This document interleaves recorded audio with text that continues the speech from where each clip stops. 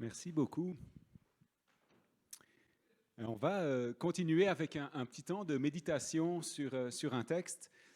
Et en fait, c'est un texte qu'on aime beaucoup utiliser pour présenter un petit peu la mission du GBU. À la rentrée, quand des nouveaux étudiants arrivent et rejoignent le groupe, on étudie ce texte-là. Et c'est le texte où c'est dans Luc 5, versets 1 à 11. Et on va le lire tantôt. C'est le moment où Jésus appelle Simon-Pierre au bord du lac ou de la mer de Galilée. Simon, c'était un pêcheur de poissons. Et Jésus va lui dire, je veux que tu deviennes un pêcheur d'hommes.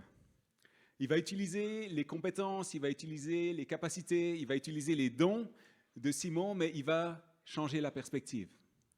Et on croit vraiment que c'est l'appel que Dieu adresse aux étudiants, ou le défi qu'on veut leur lancer. Tu n'es pas juste un étudiant, tu n'es pas juste un pêcheur de diplôme, mais ton campus, c'est ton champ de mission. Pour le temps où tu es aux études, Dieu t'appelle à refléter Christ sur ton campus. Tu continues d'être étudiant, tu travailles, tu vas passer tes examens, mais en même temps, la perspective est différente.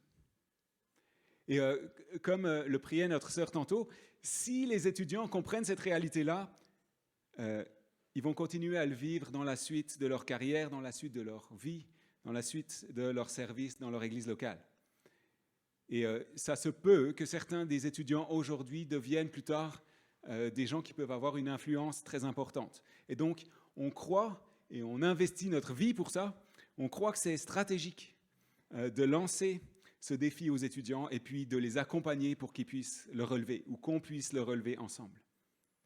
Et à quelque part, si on y réfléchit, c'est aussi notre défi à tous, chacun d'entre nous. Comment est-ce que je peux refléter Christ dans mon travail, parmi mes amis, ma famille, mes voisins? Et donc ce matin, on va voir comment ça se passe pour Simon-Pierre. Ça va être une prédication peut-être un petit peu différente. L'idée, c'est que je vais vous raconter l'histoire comme si j'étais dans les chaussures de Simon, ou disons dans les sandales de Simon. L'histoire est évidemment basée sur le texte biblique. Et comme j'ai dit, on l'a étudié plusieurs fois avec les étudiants, donc toutes les bonnes idées viennent des étudiants. Ça va bien. C'est aussi basé sur les informations historiques que j'ai trouvées, comment est-ce que se passait la vie des pêcheurs à l'époque, etc. Et c'est aussi basé sur mon imagination. Donc, ce que j'essaye de dire, c'est, je ne prétends pas que les choses se sont passées comme ça. Je me dis juste, ça aurait peut-être pu ressembler à ça. Et c'est peut-être important aussi de se rappeler que c'est une prédication. Donc, écoutez pas juste Joël raconter une jolie petite histoire ou bien un conte pour endormir les enfants le soir. C'est une prédication. Qu'est-ce que Dieu veut m'apprendre? Qu'est-ce que Dieu veut me rappeler sur lui-même? Où est-ce qu'il me reprend dans ma propre vie? Ou où est-ce qu'il me défie? Où est-ce qu'il m'encourage? Où est-ce qu'il veut m'amener plus loin? Donc, je vous invite vraiment à avoir cette attitude-là, d'être ouvert à l'œuvre de Dieu dans nos vies, au travers de sa parole. Alors, je vais inviter Florence à me rejoindre pour lire le texte. Donc, je vais juste dire un mot de prière, puis ensuite Florence va lire le texte, et ensuite, je vous laisse découvrir ou redécouvrir le récit de la pêche miraculeuse. Seigneur, on te bénit pour ta parole, on te bénit pour cette réalité que tu es un Dieu qui veut te révéler à nous, tu veux te faire connaître à nous. Seigneur, tu veux aussi transformer nos vies et tu veux nous envoyer. Et Seigneur, ce matin, on veut dire oui et amen à cela et on veut se laisser inspirer par l'exemple de Simon, de Pierre. Amen.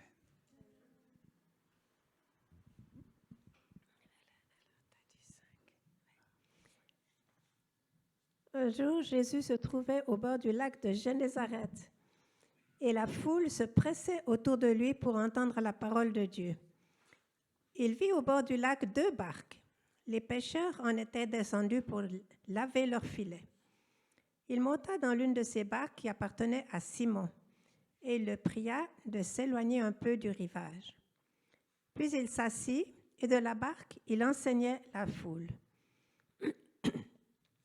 Quand il eut fini de parler, il dit à Simon, « Avance là où l'eau est profonde et jetez vos filets pour pêcher. » Simon lui répondit, « Maître, nous avons travaillé toute la nuit sans rien prendre, mais sur ta parole, je jetterai les filets. » Ils les jetèrent et prirent une grande quantité de poissons, et leurs filets se déchiraient. Ils firent signe à leurs compagnons qui étaient dans l'autre barque de venir les aider. Ils vinrent et remplirent les 2 barques au point qu'elles s'enfonçaient. Quand il vit cela, Simon-Pierre tomba aux genoux de Jésus et dit, « Seigneur, éloigne-toi de moi parce que je suis un homme pécheur. » En effet, lui et tous ceux qui étaient avec lui étaient remplis de frayeur à cause de la pêche qu'ils avaient faite. Il en allait de même pour Jacques et Jean, les fils de Zébédée, les associés de Simon. Jésus dit à Simon, « N'aie pas peur, désormais tu seras pêcheur d'hommes. » Alors ils ramenèrent les barques à terre et laissèrent tout et le suivirent.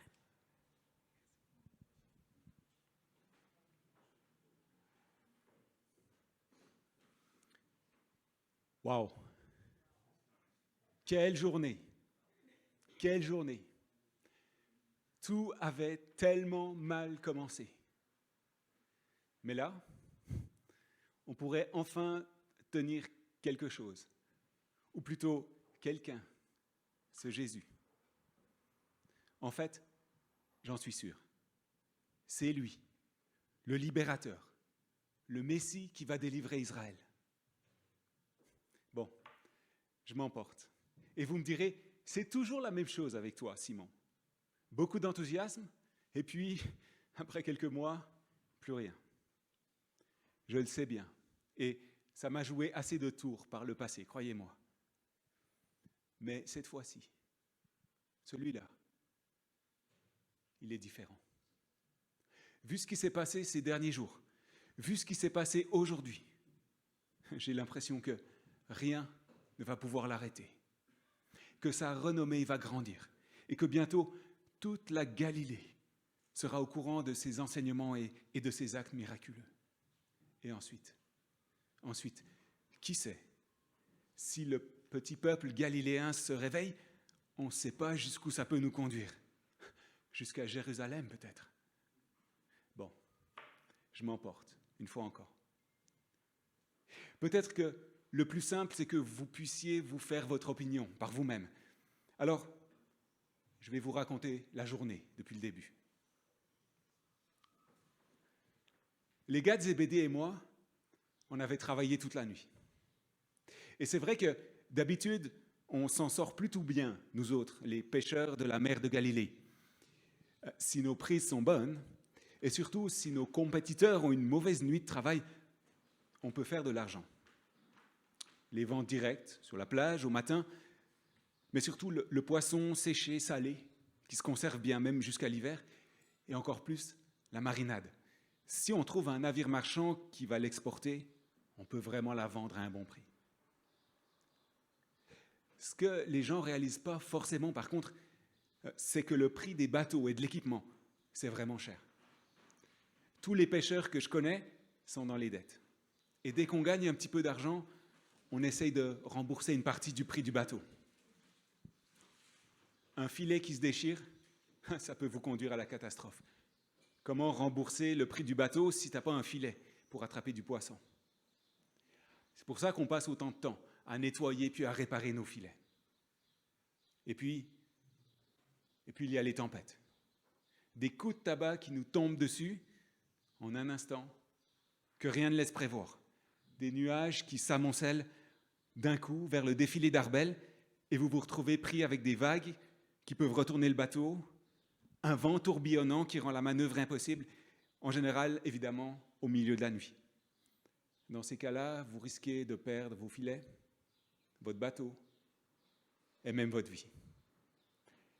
Il y a pas mal de fois où j'ai cru que j'y passais. C'est pour ça que nous, qui naviguons dessus à l'année longue, nous l'appelons la mer de Galilée. Nous savons que ces tempêtes n'ont rien à envier à celles de la Grande Mer. Même si, par une matinée tranquille comme aujourd'hui, on peut comprendre les étrangers et les touristes qui parlent du lac de Galilée. Bref, ne croyez pas que pécher, c'est juste la belle vie de riche. Beaucoup de pression, beaucoup d'incertitudes, beaucoup de dangers. C'est d'ailleurs pour ça qu'on essaye de s'associer, de se mettre ensemble. On peut s'entraider dans les coups durs, on partage les gains, mais surtout on peut pêcher à la drague avec 2 bateaux et espérer des meilleures prises. La famille de Zébédée et moi, ça fait des années qu'on travaille ensemble. Le vieux Zébédée, il connaît la mer et son poisson comme personne. Mieux que moi-même, même si moi j'ai grandi sur le bateau de mon père. Et puis ses 2 fils, Jacques et Jean, commencent à être des sacrés bons marins. N'empêche, la nuit passée, on a travaillé comme des fous et on n'a rien pris. Rien. Comme si le poisson nous voyait venir et foutait le camp. On connaît notre métier pourtant. On sait comment s'y prendre, surtout avec l'expérience d'un gars comme Zébédée. Autant vous dire que l'ambiance ce matin, c'était pas la fête. Les autres vendaient leurs prises de la nuit, ils vidaient les poissons pour les saler et les mettre au séchoir, ils préparaient le feu pour la marinade. On pouvait entendre les pièces qui tombaient dans leur tiroir-caisse. Tandis que nous, on avait travaillé autant fort qu'eux, voire plus, et on n'avait rien. Juste des filets dégueulasses, pleins de coquillages, coupants, qui risquent de les déchirer, puis qui sont super difficiles à nettoyer. On était épuisés, frustrés, en souci. Tout ça n'allait pas nous aider à finir de rembourser le bateau déjà vieillissant. Et puis il faut aussi nourrir nos familles. Bref, encore quelques nuits comme ça, et c'est la fin de la pêcherie Simon, Zébédée et fils.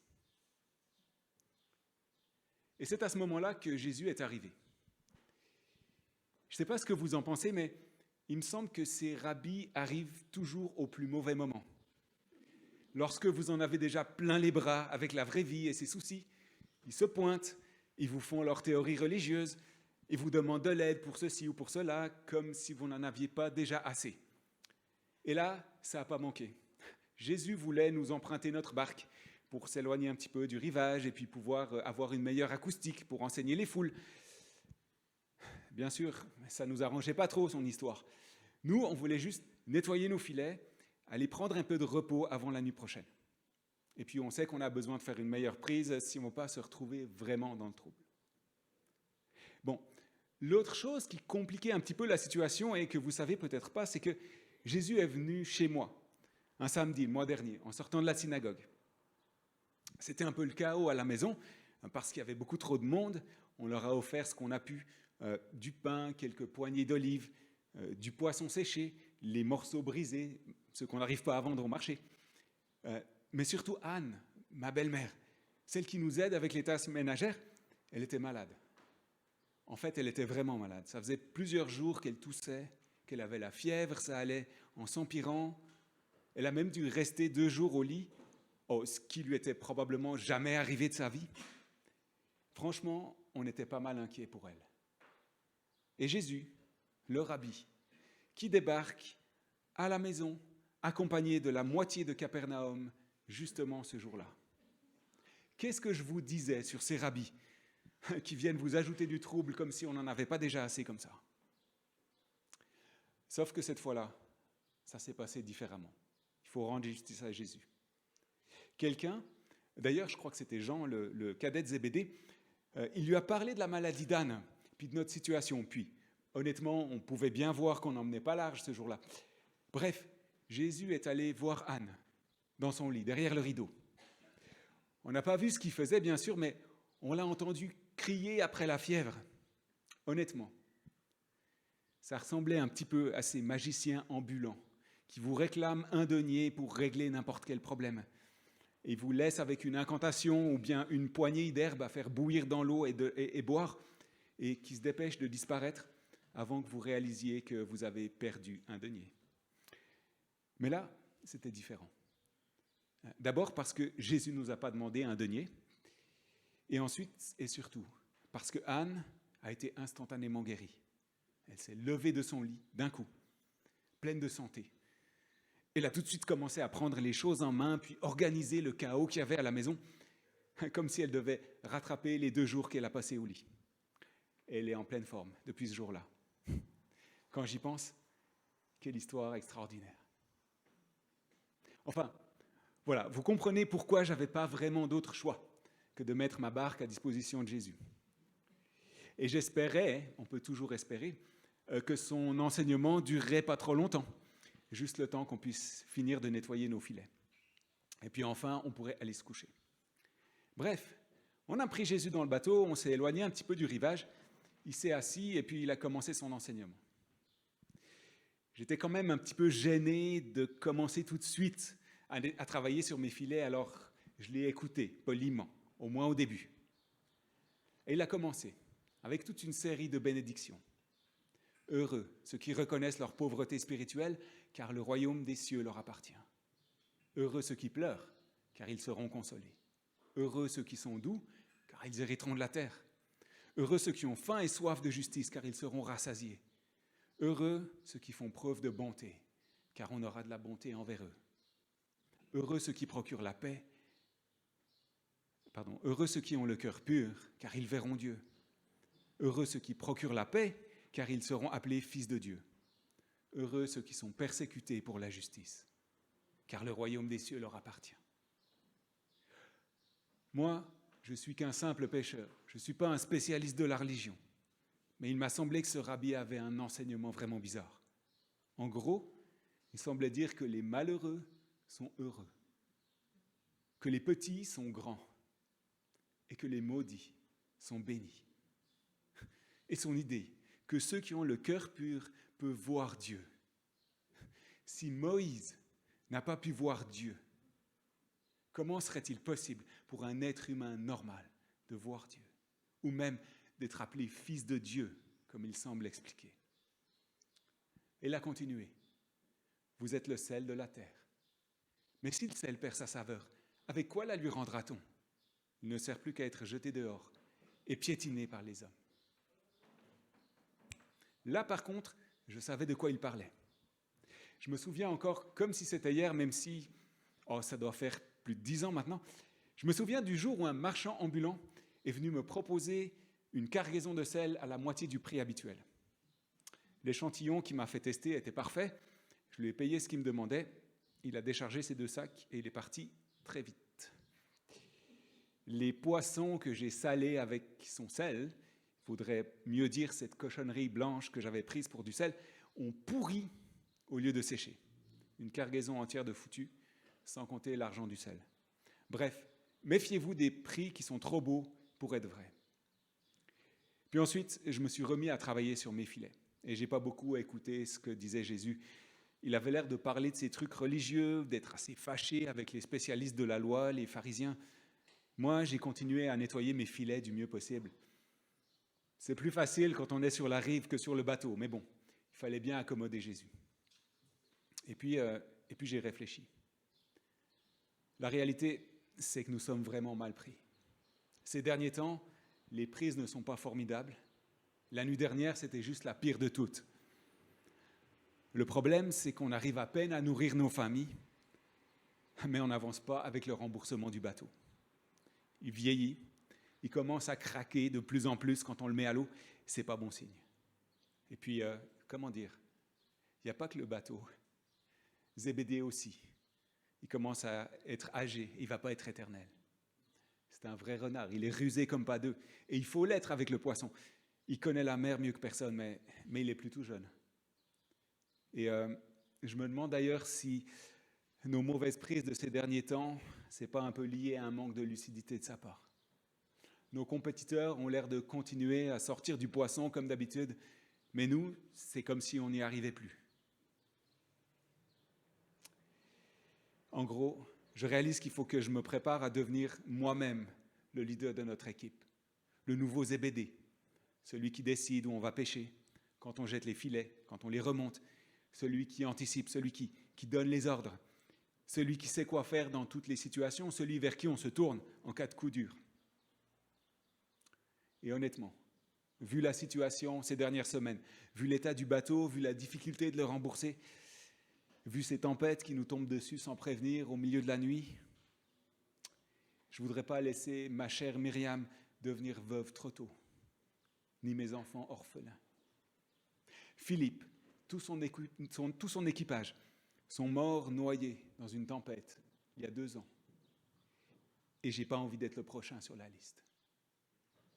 En résumé, je ne suis pas trop sûr d'être fait pour cette vie-là. Mais bon, vous me direz, je n'ai pas vraiment le choix. Les hommes de ma famille sont pêcheurs de père en fils depuis des générations. D'un autre côté, quelques nuits de travail couronnées de succès, quelques barils de marinade que nous pouvons exporter à bon prix, et puis la situation pourrait se rétablir. En fait, je pense que je suis prêt à faire face au danger si la récompense en vaut la peine. Mais risquer ma peau pour un filet vide, ça, non merci. J'en étais là dans mes réflexions quand, un petit peu par hasard, j'ai recommencé à écouter Jésus. Voilà pourquoi je vous dis, ne vous inquiétez pas de ce que vous mangerez et boirez pour vivre, ni de ce dont vous habillerez votre corps. La vie n'est-elle pas plus que la nourriture et le corps plus que le vêtement ? Regardez les oiseaux du ciel. Ils ne sèment pas et ne moissonnent pas. Ils n'amassent rien dans des greniers, et votre Père céleste les nourrit. Ne valez-vous pas beaucoup plus qu'eux ?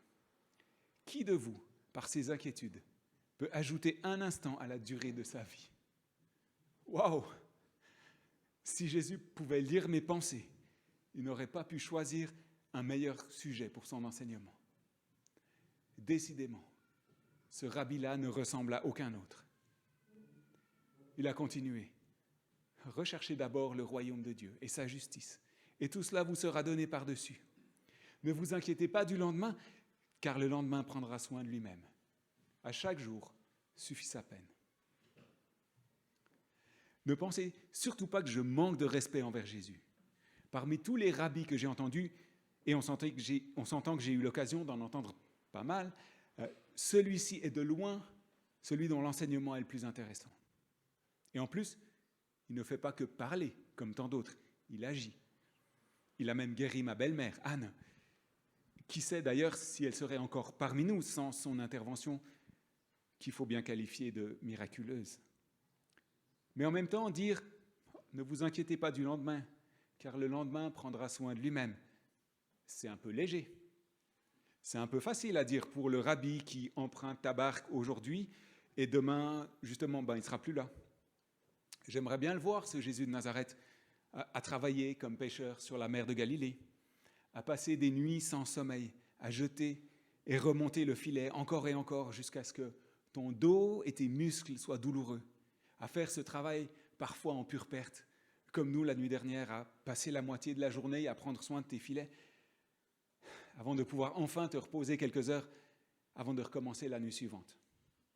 Et de vivre constamment avec ce souci, de ne pas déchirer tes filets, de ne pas savoir comment rembourser ton bateau, et de risquer ta peau si jamais il y a une tempête qui se déchaîne. Avec tout ça, Jésus avait terminé son enseignement et j'étais content qu'il en ait fini. On allait ramener le bateau sur le rivage, finir de ranger nos affaires, puis aller dormir. Et je me préparais à ramer en direction de la rive quand Jésus m'a donné cet ordre bizarre. « Avance, là où l'eau est profonde, et jetez vos filets pour pêcher. » De quoi il se mêle, ce rabbi ? Qu'il reste à son enseignement, éventuellement qu'il guérisse du monde. Et je ne dis pas, c'est magnifique. Mais depuis quand les rabbis apprennent-ils leur métier aux pêcheurs professionnels ? Si on n'avait rien pris pendant toute la nuit, en pêchant sous les ordres d'un vieux briscard comme Zébédée, c'est pas en eau profonde et en pleine journée qu'on allait attraper du poisson. Mon fils, 7 ans, le sait. Et en plus, nos filets étaient presque secs et j'avais pas du tout envie de les détremper à nouveau. Et en plus, Zébédée et ses gars étaient là, sans compter tous les collègues. Qu'est-ce qu'ils allaient penser en voyant Simon jeter ses filets en plein jour et en eau profonde ? En même temps, une parole de Jésus a guéri Anne de sa fièvre. Et vu le trouble dans lequel on est, on ne risquait pas grand-chose à s'essayer. On allait bien voir si le lendemain prendrait soin de lui-même. Alors, j'ai répondu à Jésus. Puis je me suis assuré de parler assez fort pour que tout le monde entende que ce n'était pas mon idée à moi de jeter les filets.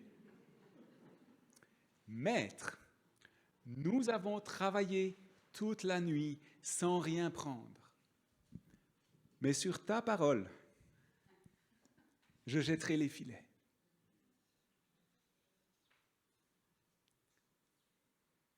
Et là, en plein jour, en eau profonde, là où mon fils de 7 ans sait qu'on ne peut rien attraper,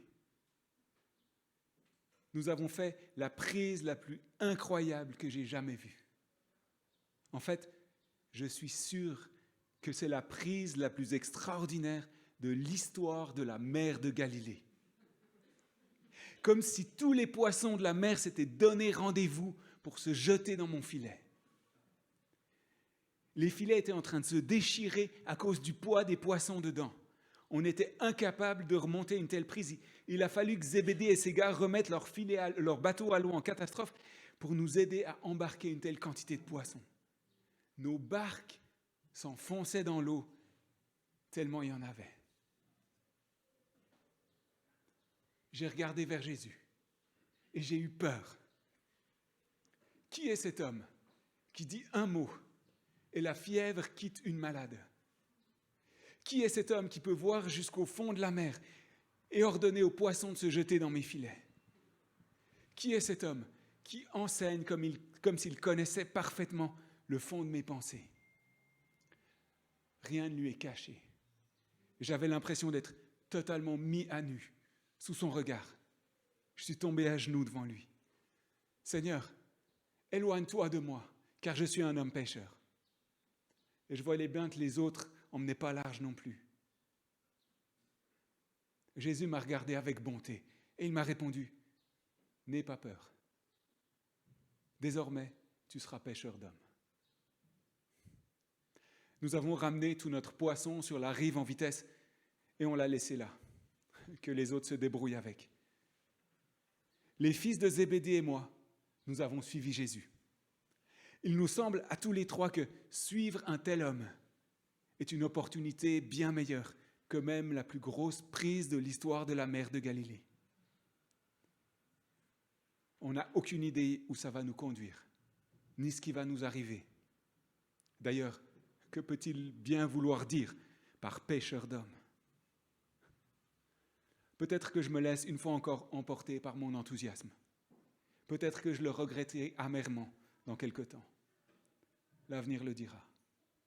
Mais une chose est sûre, je préfère suivre Jésus au risque d'être déçu plus tard que de ne pas le suivre et de passer le reste de ma vie à regretter d'avoir manqué une opportunité pareille. Allez, vous en savez autant que moi. Je vous laisse vous faire votre propre opinion. Moi, je m'en vais marcher à la suite de Jésus. Et si vous voulez nous rejoindre, je suis sûr qu'il y a encore une place pour chacun d'entre vous. Amen.